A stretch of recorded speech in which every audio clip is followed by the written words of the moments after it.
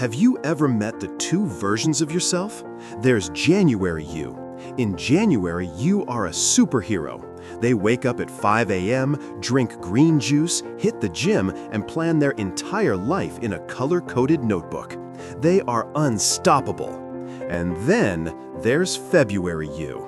In February, you wake up at 7:58 a.m., scroll on your phone for 20 minutes, remember the green juice ingredients rotting in the fridge, and use the color-coded notebook as a coaster. If this sounds painfully familiar, listen closely. What if I told you that the collapse from superhero to mere mortal has nothing to do with your discipline? What if it's not about laziness or a lack of willpower or you just not wanting it enough?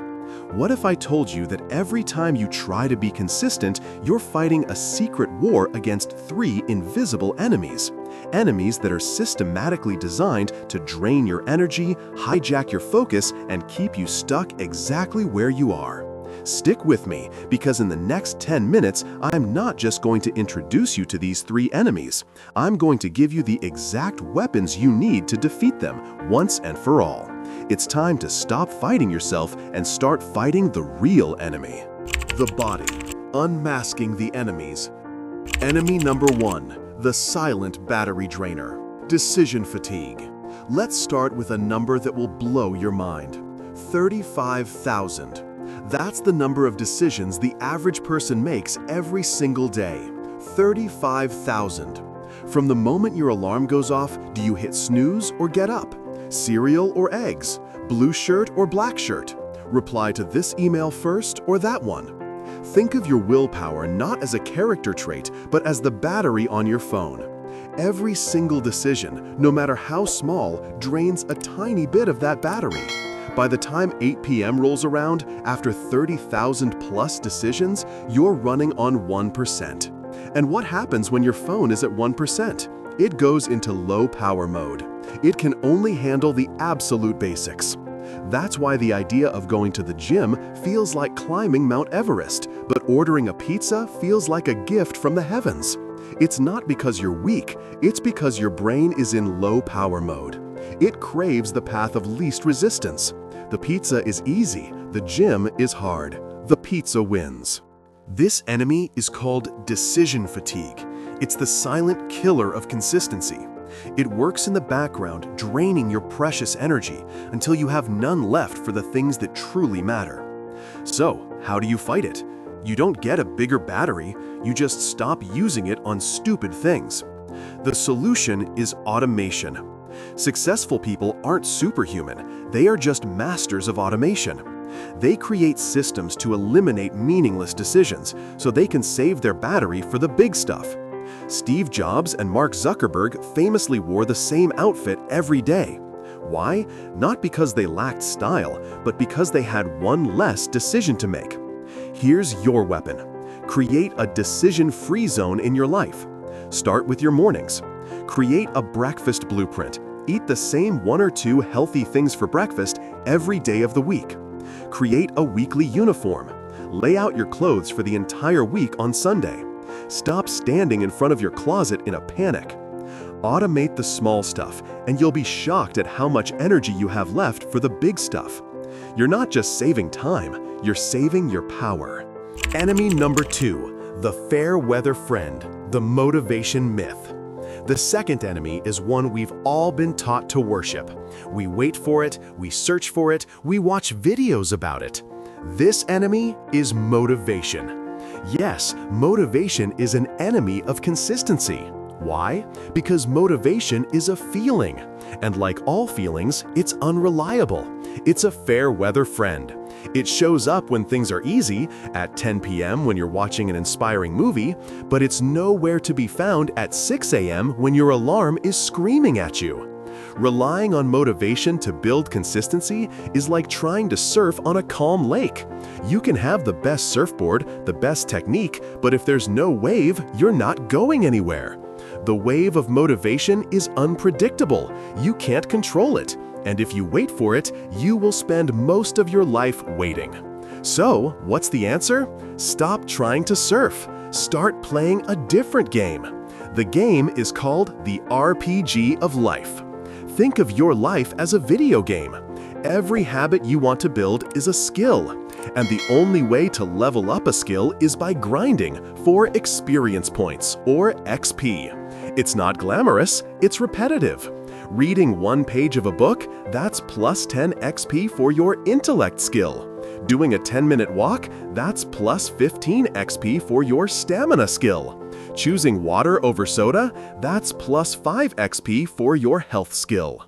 The goal isn't a massive motivational leap. The goal is to collect a little bit of XP every single day, especially on the days you don't feel like it, because that's how you level up, slowly, then all at once.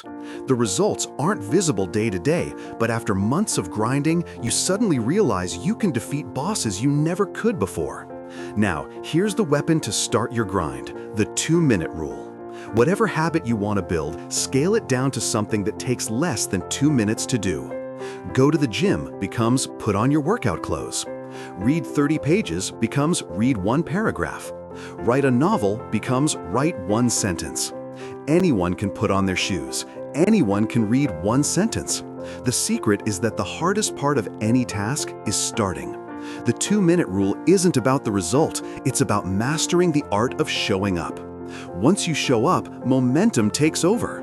Stop waiting for the wave of motivation. Just start grinding for your XP. Enemy number 3, the enemy in the mirror, the self-sabotager. This final enemy is the most dangerous of all, because this enemy has your voice, it lives in your head, and it knows all of your deepest fears. This is the self-sabotager. Have you ever noticed this pattern? You start making progress, you lose a few pounds, you get praised at work, you stick to your new habit for 2 weeks straight, and right when things are going well, you blow it up. You binge on junk food, you procrastinate on a big project, you forget to go to the gym for 3 days. Why do we do this? It seems insane. But from your brain's perspective, it's perfectly logical. Your brain is hardwired with one primary goal: survival. And survival means staying in the comfort zone. Your comfort zone might be miserable, it might be unhealthy, but it's familiar. And your brain prefers a familiar misery over an uncertain victory. Success, even positive change, is an unknown territory. It threatens your identity. When you start becoming a new person, a fit person, a productive person, a confident person, your old self panics. And that's when the voice starts whispering, "Who do you think you are? This is just a phase. You'll be back to your old self soon. You're going to fail eventually, so you might as well get it over with." This isn't a character flaw, it's a built-in safety mechanism. So how do you defeat an enemy that lives inside your own mind? You don't fight the voice, you outvote it. Think of it like this: every single action you take is a vote for the type of person you want to become. When you choose the salad over the fries, you're casting a vote for "I am a healthy person." When you write one sentence in your journal, you're casting a vote for "I am a writer." When you get up on time, you're casting a vote for "I am a disciplined person." These individual votes feel small, they feel insignificant, but they add up. Consider the story of J.K. Rowling. Imagine being a single mother living on government benefits with a story about a boy wizard that publisher after publisher rejects, 12 of them. The voice of self-sabotage wasn't a whisper for her, it was a roaring hurricane. But every single day, she walked to a small cafe, sat down, and wrote. With every word, she wasn't just writing a book, she was casting a vote for a new identity. "I am a writer." And eventually, those votes became so numerous that they became her reality. Your weapon against the enemy in the mirror is the no 0-day rule. On your absolute worst days, when you're tired, stressed, and that voice is screaming at you to just give up, your mission is to cast one tiny vote. You don't have the energy for a 1-hour workout? Fine, do 1 push-up. You can't write a chapter? Fine, write 1 sentence. You can't cook a healthy meal? Fine, drink 1 glass of water. A 0 day is a day where the old you wins. A 1 thing day is a day where the new you casts the deciding vote. Never let the old you win by default. Cast your vote, no matter how small. The ending. The kindness of consistency. So there they are, the 3 hidden enemies of consistency. The silent battery drainer, which you beat with automation. The fair weather friend, which you replace with systems.